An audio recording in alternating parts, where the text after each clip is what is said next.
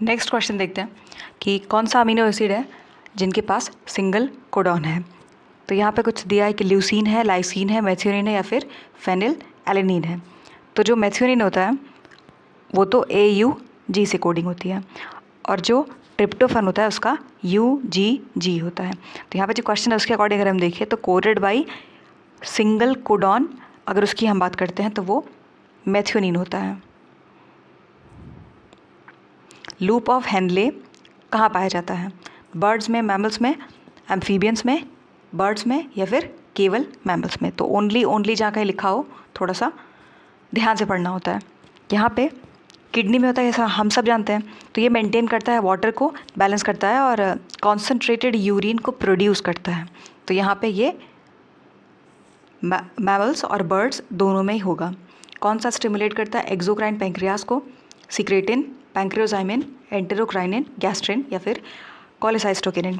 तो यहाँ पे जो सिक्रेटिन है वो स्टिमुलेट करता है एक्सोक्राइन पैंक्रियास को।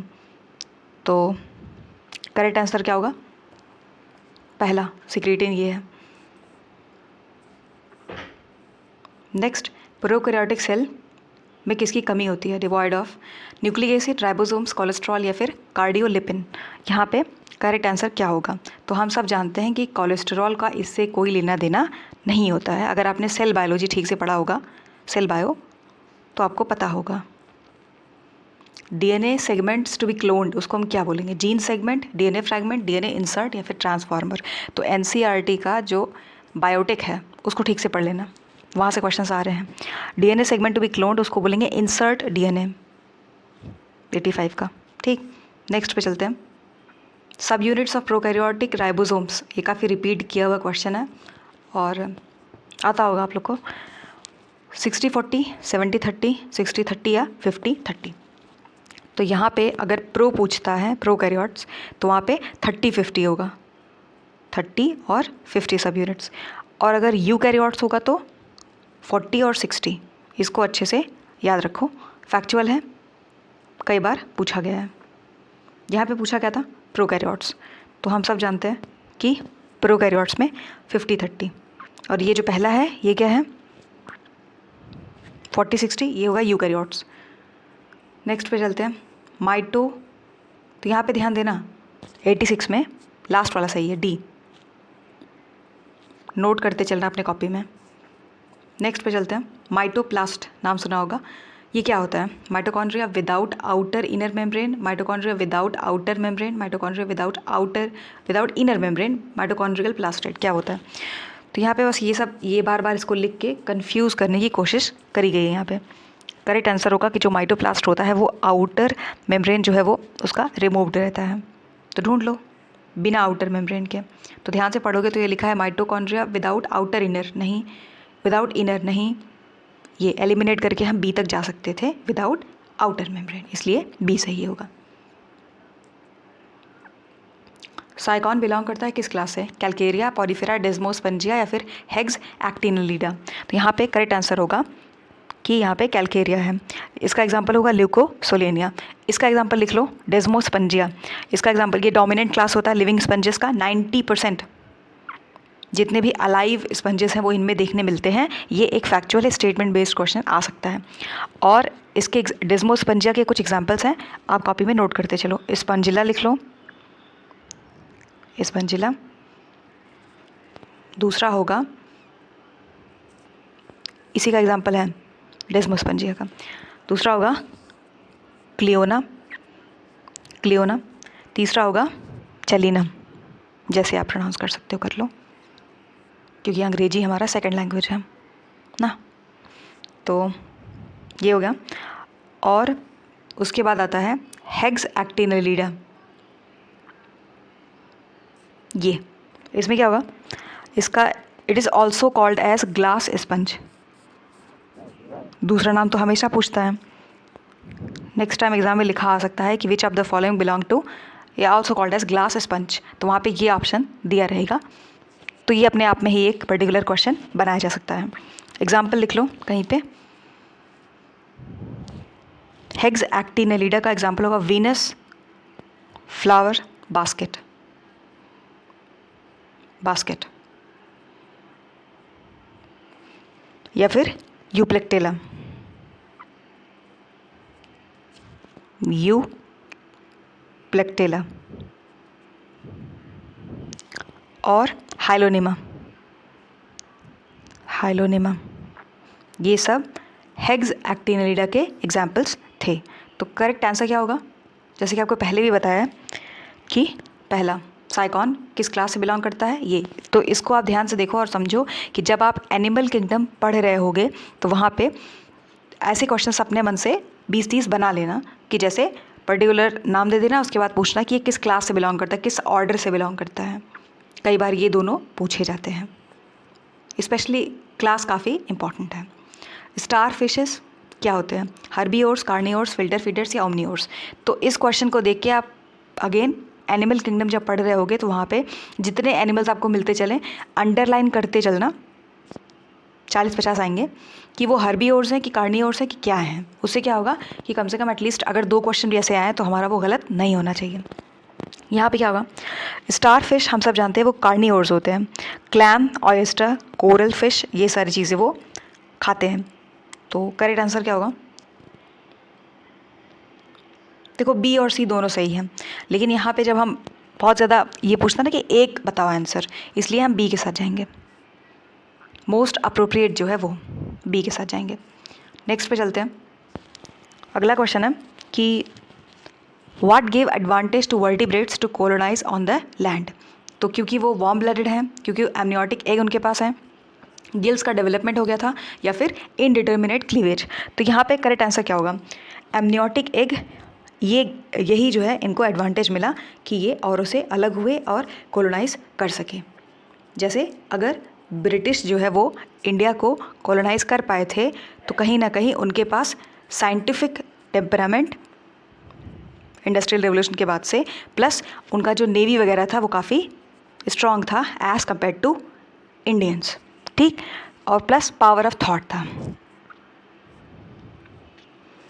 तो वैसे ही यहाँ पे भी है। Which of the following angiosperm classification stands for the natural system?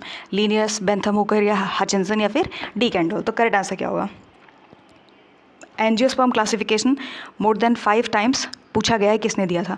तो अगेन जब आप पढ़ाई कर रहे हो तो कम से कम 10-12 साइंटिस्ट के नाम लिख लेना और साथ में देख लेना कि इन्होंने कौन सा सिस्टम दिया था, नेचुरल सिस्टम की कौन सा सिस्टम, ये आई गेस लिविंग वर्ल्ड में चैप्टर में होगा, तो आप देख लेना, एनसीईआरटी में है। बेंथम हुकर करेक्ट आंसर होगा 91 का बी। नेक्स्ट पे चलते हैं। और कुछ उनके बुक्स भी पूछे जाते हैं, जैसे जेनेरा प्लेंटारम, ये सब पहले आपको टीजीटी पीजीटी वाले प्लेलिस्ट में मिल जाएगा, आपको बताया हुआ है, देख लेना। इनमें से कौन सा एल्गा है? Riccia, Pteris, Nostoc, Mucor. तो रिक्सिया एक ब्रायोफाइट है, कॉपी में नोट कर लेना, पता होगा पहले से बीएससी अगर आपने ठीक से पढ़ा होगा तो। टेरिस क्या है? टेरिडो है, टेरिस टेरिडोफाइट्स है, टेरिडोफाइट्स, ये 2 हो गए। नॉस्टॉक क्या है? साइनोबैक्टीरिया है, साइनोबैक्टीरिया।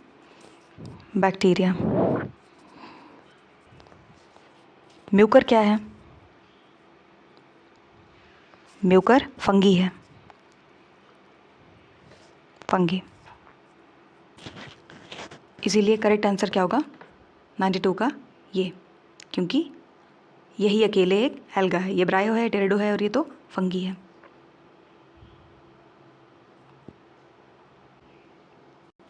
अगले क्वेश्चन पे चलते हैं। कैपिटुलम इन्फ्लोरेसेंस कैरेक्टरिस्टिक होता है कौन सी फैमिली का? क्रूसीफेरी, सोलेनेसी, कंपोजिटी या मालवेसी। तो मालवेसी अभी आपको बताया था कि वो तो ये हिबिस्कस वाली फैमिली है, ये पोटैटो वाली फैमिली है और ये मस्टर्ड वाली है। यहाँ पे कंपोजिटी पूछा है तो सी हो जाएगा, यही कंपोजिटी या एस्टरेसी, कहीं लिख लो एस्टरेसी, एक ही नाम है। तो 93 का हो गया। 94 देखते हैं। ट्रांसपिरेशन रेट किससे मेजर किया जाता है? Photo means light, root word है इंग्लिश का, और स्पेक्ट्रोफोटोमीटर ये क्या होता है? ये लाइट की फोटो मिल गया ना, तो ये लाइट की इंटेंसिटी को मेजर करता है, लाइट इंटेंसिटी। और ये कोलोरीमीटर ये मेजर करता है human colour perception. Correct answer क्या होगा? वो होगा पोटोमीटर। और याद करने के लिए आप, ये टी है, पोटोमीटर में टी आता है, और यह है टी फॉर ट्रांसपिरेशन। तो ऐसा कोई ट्रिक बना के आप याद कर सकते हो कि transpiration rate potometer, weight potometer. ठीक है, देखो ये जो मेजर करने वाले इंस्ट्रूमेंट्स होते हैं उनको कई बार पूछा गया है, PYQ है।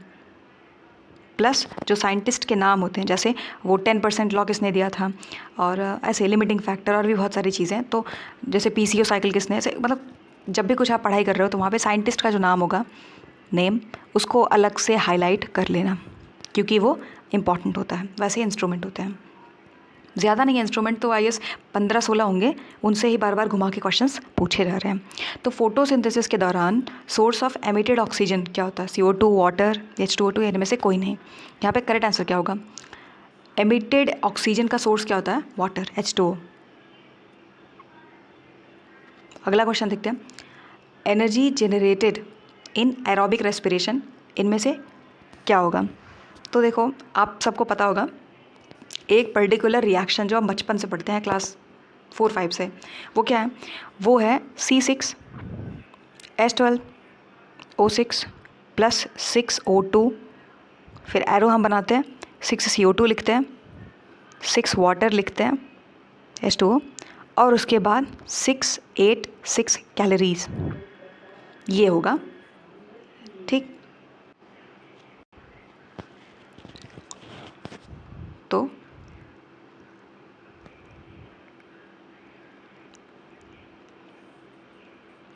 ये वो रिएक्शन है, कॉपी में लिख लो। टोटल कैलोरीज 686 कैलोरीज, KCAL करके हम लिखते हैं। यहाँ पे क्या है कि C6H12O6, ये क्या है? ये तो ग्लूकोज है, ये H12 है, याद रखना। और चीनी क्या होता है? C12H22O11, वो एकदम अलग है। यहाँ पे हम ग्लूकोज की बात कर रहे हैं। ड्यू टू इंक्रीज इन, मतलब शुगर सॉरी शुगर, समझ रहे हो? Due to increase in entropy when it is break down, 13 calories जो लास्ट हो जाती हैं। फिर से समझ लो, कहीं लिख लो कि कॉपी में नोट कर लो कि due to increase in entropy, जब ये ब्रेक डाउन होता है, when it is break down 13 calories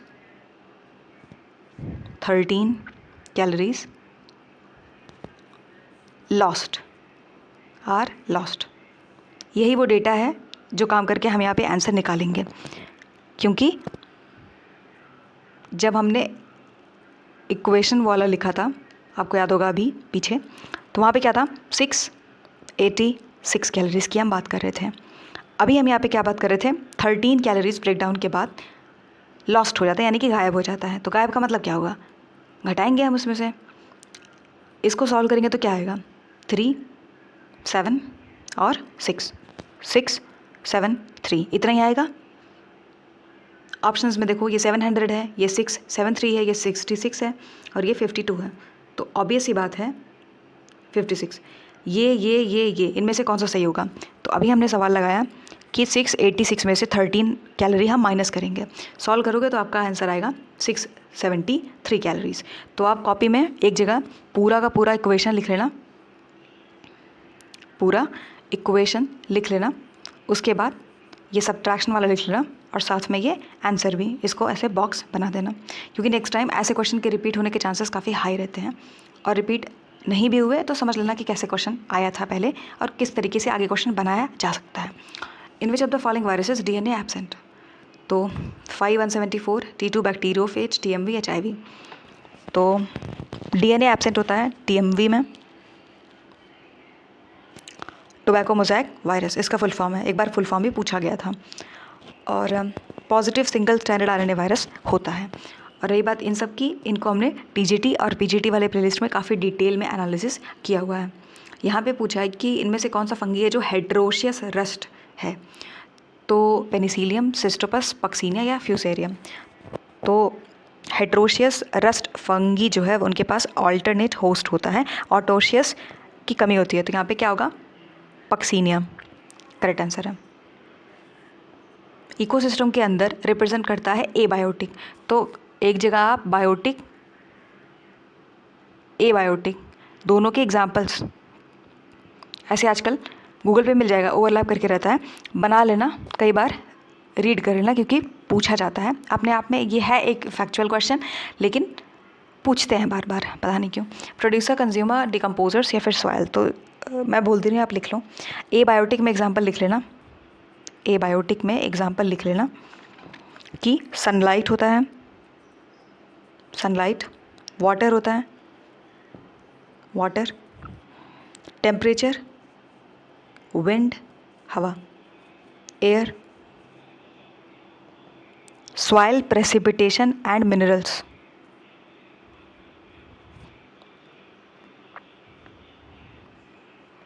soil, precipitation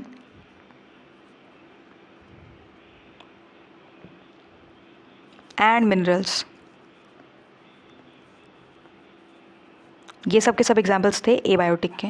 अब बात करते हैं बायोटिक की।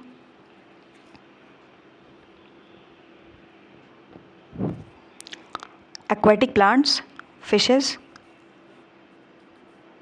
एक्वाटिक प्लांट्स, फिशेस और एल्गी, ये सब के सब बायोटिक होते हैं। तो अब देखो इनमें से एबायोटिक कौन सा है पूछा है, तो क्वेश्चन को ध्यान से अब पढ़ते हो तो आपको सॉइल मिल जाएगा। अभी हमने बात किया था कि soil, precipitation, mineral, sunlight, water, temperature, wind, air, ये सब के सब एबायोटिक होते हैं। तो याद रखना, इंडिया के अंदर बायोडाइवर्सिटी एक्ट है, इम्प्लीमेंट कब किया गया था, इसका मतलब समझे। इसका मतलब ये है कि इकोलॉजी में कम से कम 20 के आसपास कुछ एक्ट्स होंगे, जैसे वाइल्ड लाइफ प्रोटेक्शन एक्ट है 1972, ऐसे करके।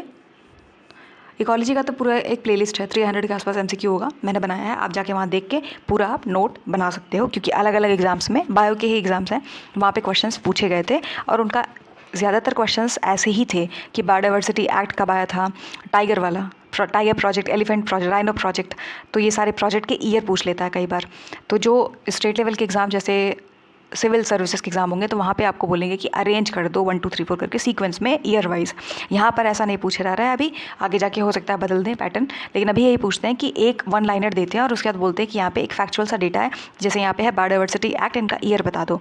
तो नेक्स्ट टाइम आपसे पूछ सकते हैं कि प्रोजेक्ट राइनो कब आया था, प्रोजेक्ट डॉल्फिन, सबसे ज़्यादा इंपॉर्टेंट तो यही है कि मतलब गंगा डॉल्फिन, तो ऐसे करके पूछते हैं क्योंकि ये सारे चीज़ें इकोलॉजी से लिंक करके हैं, तो वो पूछ लेते हैं। यहाँ पे करेक्ट आंसर क्या होगा, यहाँ पे होगा 2002। Enzyme which converts glucose to glucose six phosphate, वो क्या है, glucose synthase, hexokinase, endonuclease phosphatase. तो यहाँ पे हेक्सोकाइनेज जो है वो ग्लूकोज को ग्लूकोज 6-फॉस्फेट में कन्वर्ट करता है, हेक्सोकाइनेज। कोर मेटल क्या है, क्लोरोफिल का, ये हम सब जानते हैं कि आयरन है कि मैग्नीशियम है, निकेल है या फिर मैंगनीज है, तो कोर मेटल है ये। और एक क्वेश्चन यहाँ से बनाया जा सकता है कि इसको काट दो, क्वेश्चन है the core metal of haemoglobin, बताओ क्या होगा, सोच लो। यहाँ पे करेक्ट आंसर क्या होगा, करेक्ट आंसर होगा आयरन।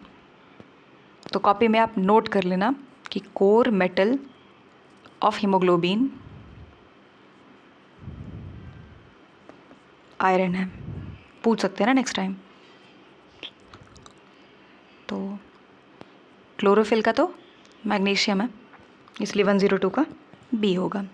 अगले क्वेश्चन पे चलते हैं, इनमें से कौन सा है जो फर्स्ट प्रोडक्ट है फोटो रेस्पिरेशन का। तो ठीक ठाक अगर आपको याद हो तो फोटो रेस्पिरेशन की जब भी बात आती है तो इसका मतलब है C2 की बात हो रही है, यानी फॉस्फोग्लाइकोलेट, फॉस्फोग्लाइकोलेट। और ये क्वेश्चन पीजीटी में पूछा गया है और टीजीटी में भी, इसलिए उनका पीवाईक्यू भी इस एग्ज़ाम के लिए काफ़ी इम्पॉर्टेंट होता है। करेक्ट आंसर क्या होगा, फॉस्फोग्लाइकोलेट। सबको एलिमिनेट कर दो। इस क्वेश्चन को हम एलिमिनेशन मेथड से भी सॉल्व कर सकते थे क्योंकि पूछा है फर्स्ट प्रोडक्ट बता दो C2 साइकिल का। और इसके ऑर्गेनेल्स जो आपको बताए थे वो आप देख लेना, एक ही चीज़ को बार बार रिपीट करना ठीक नहीं है। Which of the following is used as micro nutrient. Again जो माइक्रो और मैक्रो न्यूट्रिएंट्स हैं, मैक्रो, यहाँ से काफ़ी क्वेश्चंस बनाए जाते हैं क्योंकि इनके कुछ नाम है, इनके कुछ नाम है, बार बार भूलता है या बहुत कन्फ्यूजन क्रिएट करता है। इसलिए ये और जो इन C2 एक्स C2 वाला है, जहाँ कहीं आपको लगेगा कि दो सिमिलर चीज़ें हैं और उनमें आपस में काफ़ी ओवरलैप हो रहा है और कन्फ्यूजन क्रिएट हो रहा है, वहाँ पर जानबूझ के MCQs बनाए जाते हैं ताकि क्वेश्चन गलत हो जाए। तो यहाँ पर लिख लो आप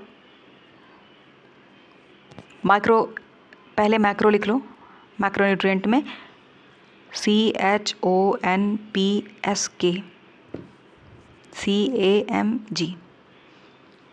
तो इसको कौन कर सकते हैं ना, और ये PS तो हम जब लेटर वगैरह लिखते हैं तो नीचे PS करके लिखा जाता है।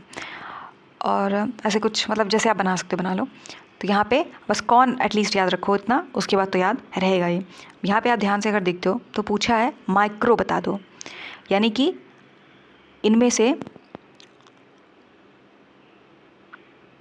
ये है N, ये है P, ये है K, ये है मैक्रो, यानी हम एलिमिनेट कर सकते हैं इनको इनको इनको एलिमिनेट कर दिया, ये आंसर आ गया, ये है माइक्रो। माइक्रो का भी आप लिख लो, वो है iron, manganese, copper, molybdenum, zinc, copper, boron, chlorine, निकल, ये सब कुछ हैं। और मैक्रो में क्या था, carbon, hydrogen, oxygen, nitrogen, phosphorus, sulphur, potassium, calcium, magnesium, ये सब हैं। यहाँ पे करेक्ट आंसर आपको अभी बताया माइक्रो है। नेक्स्ट टाइम आप क्वेश्चन एक्सपेक्ट कर सकते हो कि which of the following is used as macro nutrient by the plants, ऐसे कुछ दिया रहेगा। तो एक अगर आप याद करते हो, दूसरे को आप एलिमिनेट कर सकते हो, बस एक ही याद कर लो। टेलीग्राम पे मैं एक कोई पिक अगर मुझे अच्छा खासा मिलता है इन्फोग्राफिक्स करके मैक्रो और माइक्रो का, तो आज मैं वहाँ पे अपलोड कर दूँगी, आप वहाँ पे जाके देख लेना। तो ये हो जाएगा पहला जिंक। 10% लॉ किसने दिया था, अभी आपको बताया था कि ऐसे क्वेश्चंस बहुत पूछे जाते हैं। 10% लॉ, साइंटिस्ट का नाम बता दो। ऐसे बहुत सारे लॉ हैं वहाँ पे साइंटिस्ट का नाम पूछने लगता है। यहाँ पे होगा कि लिंडमैन ने दिया था 1942 में, ईयर भी पूछता है, लिख लेना और अंडरलाइन कर लेना 1942। और इससे तो काफ़ी सारे न्यूमेरिकल्स भी आते हैं, तो आप गूगल पे जाके सर्च कर सकते हो कि 10% लॉ न्यूमेरिकल्स, 4-5 सॉल्व करोगे तो अपने आप कॉन्फिडेंस लेवल हाई हो जाएगा। A frog that feeds on insect, उसे हम क्या बोलेंगे। तो सबसे पहले समझो ग्रास होता है, इंसेक्ट होता है,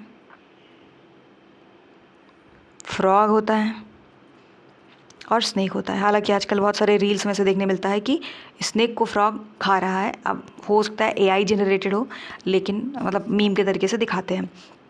तो ग्रास क्या होता है, वो होता है प्राइमरी प्रोड्यूसर, और जो इंसेक्ट होता है वो क्या होता है, प्राइमरी कंज्यूमर।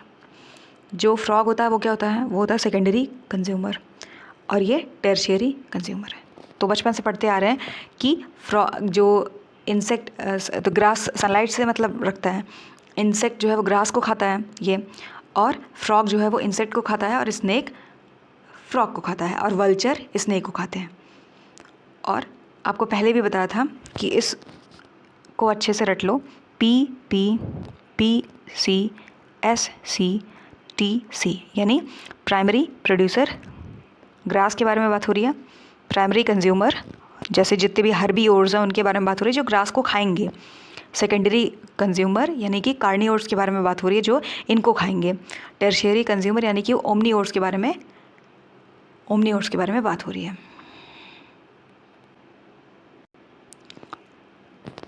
तो अब देखते हैं, पूछा है frog that feeds on insect, तो लिख लो PP, PC, SC और TC। अब ये रहा ग्रास, ये रहे हर्बीवोर्स, ये रहे कार्निवोर्स, ये रहे ओमनीवोर्स। फ्रॉग कहाँ आएगा, पहले में आने से रहा, दूसरे में आने से रहा, क्यों, क्योंकि ये ग्रास है और ये इंसेक्ट है। तीसरे में आ सकता है, क्यों, क्योंकि फ्रॉग इंसेक्ट को खाता है, तो SC आएगा, यानी सेकेंडरी कंज्यूमर। तो करेक्ट आंसर ढूंढ लो, सेकेंडरी कंज्यूमर 106D। तो इसको आप याद रखना। और इकोलॉजी के काफ़ी सारे क्वेश्चंस आए हैं, तो आप इकोलॉजी का प्लेलिस्ट देख सकते हो और वहाँ से आई गेस 300 के आसपास क्वेश्चंस थे। नोट्स आप बना लेना। इतने क्वेश्चन में आप समझ जाओगे किस किस तरीके के क्वेश्चंस पहले बनाए जा चुके हैं। स्पेशली वो जो अभी आपको बताया कि इकोलॉजी का जो 10% लॉ है उससे न्यूमेरिकल्स भी आते हैं, तो सिर्फ थियरी रटने से काम नहीं चलता कभी कभी। Organisms found at the bottom of the sea, उसको हम क्या बोलेंगे? Planktons, nektons, benthos, pythons. तो देखो जो बॉटम ऑफ द सी होता है ना, उसको बोलेंगे बेंथोस। ऐसे याद कर सकते हो, बी फॉर बॉटम, बॉटम। और प्लैंक्टन्स के बारे में बात करूँ तो ये क्या है? पहला प्लैंक्टन्स, फाइटो मीन्स प्लांट होता है। एक होता है इसमें, ये बाइफर्केटेड है 2 पार्ट में। एक होता है फाइटोप्लैंक्टन यानी कि प्लांट से रिलेटेड, एक होता है जू प्लैंक्टन। जू मीन्स एनिमल, एनिमल से रिलेटेड। तो ये हो गया प्लैंक्टन। उसके बाद होता है कि नेक्टन।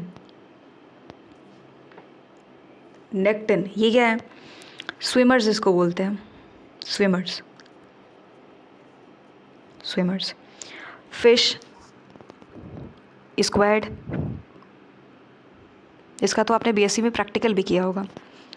ऑक्टोपस, ऑक्टोपस, ऑक्टोपस काफ़ी इंटेलिजेंट माना जाता है ऑक्टोपस, इसके ब्रेन की काफ़ी स्टडी वगैरह करी गई है। शार्क्स, ये सब के सब नेक्टन्स में आते हैं। तो याद रखना, कॉपी में नोट कर लो, एक जगह जगह पॉज करके भी आप नोट कर सकते हो कि जब बात आए, मान लो नेक्स्ट टाइम आपसे एग्जाम में क्वेश्चन पूछा जा सकता है कि जैसे which of the following belongs to nekton only, तो वहाँ पे फिश है, स्क्वैड है, ऑक्टोपस है, शार्क है, और साथ में ये भी दे सकते हैं कि फाइटोप्लैंक्टन ऐसे कुछ।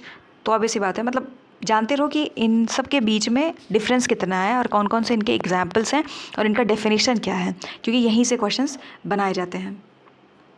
पॉन्ड इकोसिस्टम की बात हो रही है, तो आपने बीएससी में पढ़ा होगा कि बॉटम से चलते हैं टॉप तक आते हैं, पॉन्ड इकोसिस्टम।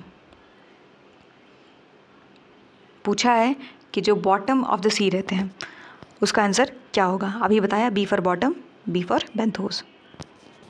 कुछ ट्रिक बना के याद कर लिया। Amongst the following which plant is completely divide of roots, roots की कमी होती है? Azolla, hydrilla, ceratophyllum, vallisneria. यहाँ पे होगा सिराटोफाइलम। नेक्स्ट पे चलते हैं। मीथेन का मेजर सोर्स क्या है? तो paddy field, wheat field, fruit orchards, sugar cane plantation. एक सेकेंड।